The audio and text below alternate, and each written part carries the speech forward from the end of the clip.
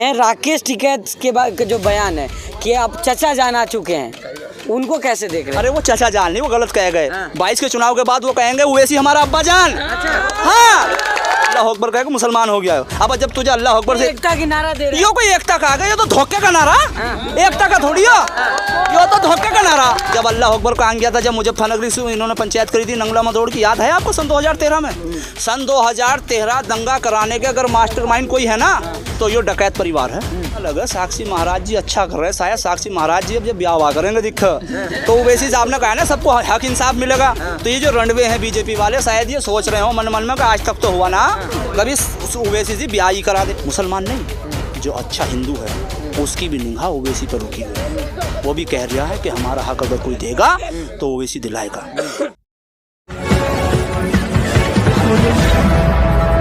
नमस्कार, आप देख रहे हैं R24 न्यूज़। मैं आपके साथ राशिद संभल पहुंचे हुए हैं और यहां लोगों से बातचीत करेंगे कि उत्तर प्रदेश चुनाव में जो सरगर्मियां तेज हो चुकी है असदुद्दीन ओवैसी की एंट्री के बाद, और किस तरह सोच रहे हैं अब्बा जान की जो बयान है, राकेश टिकैत का जो बयान है वो भी सुर्खियों में कि चचा जान आ चुके उत्तर प्रदेश में। तो इन्हीं मुद्दे बातचीत करेंगे।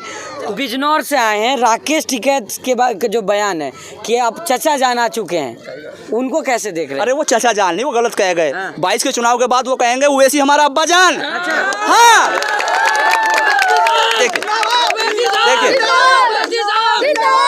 देखिए मैं बिल्कुल सबूत के साथ कहूँगा, राकेश टिकैत नहीं, राकेश डकैत है। डकैत क्यों है? डकैत वो किसानों का धरना दे रहे हैं। उनके हिस्से में जो जमीन आई, दो भाई हैं वे, उनके पास थी 80 बीघे जमीन, तो 40 बीघा आई ना। 40 बीघे जब उन्हें आई, वो उन्हें मिली जब बंटवारे में 40 बीघे हुई। आज उन पर 100 करोड़ की संपत्ति कम से कम, पेट्रोल पंप है, जहाँ तहाँ कोठी है, दौलत है, जमीन 80 बीघे। जमींदार है तो होगा नहीं। 80 बीघे 40 बीघे में, 40 बीघे में हम पर 40 बीघे अपनी है, 80 बीघे हम जोड़ते ठेके की। और भाई साहब मुर्गा कभी नहीं मिलता, दाल दाल में पेट भर। वो ऐसी अल्लाह अकबर हर हर महादेव का नारा दे रहे हैं, आपके साथ आ रहे हैं, आप उन्हीं को आरोप लगा। अरे आरोप है, सुनियो मेरी बात, यो का बात कर रहे हैं मीडिया वालों। और जब अल्लाह अकबर का आ गया था, जब मुजफ्फरनगरी से इन्होंने पंचायत करी थी नंगला मदौड़ की, याद है आपको? सन 2013 में, सन 2013 दंगा कराने के अगर मास्टरमाइंड कोई है ना, सन 2013 का दंगा कराने का कोई मास्टरमाइंड अगर कोई है तो ये डकैत परिवार है। इन्होंने नंगला मदौड़ में बुला कर और एक अभी आवाज चल रही है, नरेश टिकैत कर रहे हैं कि अगर इस देश में रहना होगा मुल्लाओ तो तुम्हें तमीज से रहना होगा, नहीं तुम्हारी दाढ़ी खींच ली जाएगी। वो ना सुनिए आपने जब कहा गया था अल्लाह अकबर कह रहे हैं बीजेपी बौखला गई है। यार देखिए एक बात सुनो मेरी, ये 10 रुपए की टोपी लेकर 50 रुपए का रुमाल लेकर तो मुलायम सिंह नीतीश कुमार हमारा बेवकूफ़ बना रहे। अब हम बेवकूफ़ थोड़ी बन जाएंगे। अगर आप शेर कोई खाल भेड़ को पहना दो तो वो भेड़ शेर बन जाएगी? बन जाएगी क्या? बताओ, बन जाएगी? नहीं बनेगी ना। तो अल्लाह अकबर कहेगा मुसलमान हो गया। अब जब तुझे अल्लाह अकबर से एकता की नारा दे रहे हैं, यो कोई एकता का आ गया, ये तो धोखे का नारा, एकता का थोड़ी है, यो तो धोखे का नारा, यो तो धोखे का नारा, अरे महा धोखे का। इन्होंने तो बेवकूफ़ बना रखा है, बीजेपी के एजेंट हैं ये तो जब इनका कोई रिश्तेदार टोल टैक्स वाला पैसे ले ले इनसे तो टोल पर धरना कि किसानों के साथ अत्याचार। जब इन्हें मिलों से पैसे आने बंद हो जा तो जब ये कहमो होंगे अरे भाई अब जब किसानों की लड़ाई लड़ो।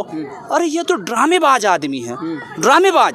इन्होंने ही तो मुजफ्फरनगर का दंगा कराया था। और जब राकेश टिकैत तुम अल्लाह अकबर ही कहना था, मुसलमानों से इतना प्यार था, तो अभी 2 साल पहले इस योगी सरकार ने मुसलमानों को जिन्होंने मारा था, जिन मुसलमानों को ढोल के डंके की चोट पर माँ बहनों का बलात्कार किया गया था, उन मुलजिमों के सरकार मुकदमे वापिस कर रहे थे। राकेश टिकैत तुम्हारी नालायकी जब कहाँ गई थी, जब तुम्हारा अल्लाह अकबर कहाँ गया था? तुमने एक बार भी सवाल नहीं किया कि सरकार इन मुलजिमों को गलत छोड़ रही है, इनको सजा मिलनी चाहिए। अब तो कह रहे हैं ना कि योगी को भगाना है मठ में। अब तो फटी में कह रहे हैं, उनको डर लग रहा ना, उनको तो डर लग रहा। देखो एक बात आज याद रखियो, सुनो, अगर बीजेपी सरकार दोबारा आ गई तो ये जो राकेश टिकैत है ना, ये बाबा आसाराम बनेगा।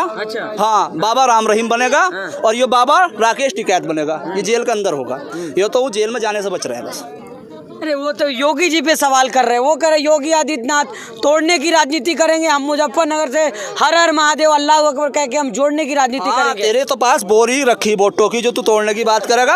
अब वोट डालने तो और लोग जाएंगे, वोट डालने तो जाएंगे और लोग। तेरे पास बोरी रखी जो तू एकदम डालिएगा मशीन में, तू कौन सी जोड़ने की बात कर रहा है? तू तो अपनी जान बचा रही है। अब धरना तो हो गया था खत्म सा। आप गए हूँ यूपी बॉर्डर पे, वहाँ कुछ है नहीं, टमोटी पड़ी है तो किसान। अरे 2-4 आदमी पड़े हैं वो ठाली, जिनको कोई काम नहीं है, रोटी रोटी चाहिए। ऐसे तो अरे आप भी बीजेपी की तरह आप भी विरोध करने लगे। किसका विरोध? किसानों का। मैं किसानों का नहीं कर रहा, किसान मैं भी हूँ, किसान मैं भी हूँ। अगर आप किसान की बात करें तो बात दूसरी, मैं नरेश सिंह डकैत की बात कर रहा हूँ, राकेश डकैत की डकैत डकैत कैसे हो? डकैत ऐसे है, मैंने बताया ना अभी 40 बीघे जमीन है और आज वो 400 बीघे जमींदार का मुकाबला कर लिया। भाई वो बता दे पैसे कहाँ से आए तेरे पास इतने? खेती करते हैं किसान। खेती इतनी, अब मैं बता दूँ 40 बीघे तो मुझ पे भी है। एक ट्रैक चल लिया था 3 साल पहले, उसका लोन नहीं उतरा अभी तक। और वो कौन सी भाई, कौन सी बोबो वो चंदन बोबो, मतलब क्या चंदन की लकड़ी बोबो, अफीम बोबो या हीरे बोबो, ये बता दो। और सुनो, उनका कुछ नहीं, पहले बाबा जी राजनीति कर रहे थे, फिर बेटा कर रहा था, अब वो अपना बेटा ले आए, वो अपना बेटा ले आए किसानों के नाम पर। और देखियो एक और बात बताऊं, अल्लाह अकबर तो कह रहे हैं, उस दिन का अखबार और देख लेना, किसी अखबार में मुसलमान का भी नाम ना था वक्ताओं में। एक गुलाम मोहम्मद जोला साहब, उन्हें भी जबरदस्ती बिठा रखा था, ना दिखाते रहो जैसा वो मंदारी हो ना, मंदारी बच्चों से नू कहे कि भाई तुमने मुझे आटा नहीं ला के दिया तो ये सांप रात को सपने में आवेगा। तो बच्चे डर के, मैं भी ऐसी करूँ था बचपन में, दादी से, घर वालों से चोरी से, कस रात को सपने में सांप ना आ जाओ तो आटा ला के देता था। तो ऐसी वो गुलाम मोहम्मद मंच पे खड़ा कर रखा था, और मुसलमानों एक है हमारे पास पिट्ठू तुम्हारा भी। ये कुछ नहीं है, सब बकवास है। हर हर महादेव कुछ नहीं है भाई, आप हर हर महादेव कहो, हम अल्लाह अकबर कह रहे हैं, तो हमारा इसमें चुनाव से कोई लेना देना है नहीं। अब तो राकेश सिंह डकैत अपनी जान बचा रहे हैं। देखिए एक बात और बताऊं, अभी जिला पंचायत के चुनाव हुए, जिला पंचायत के, सुनो, जिला पंचायत के चुनाव हुए हैं, 7 जिलों की मैं गारंटी लेता हूँ, 7 जिलों में जितने भी भारतीय किसान यूनियन के जिला पंचायत सदस्य थे, सबने भाजपा को वोट दिया।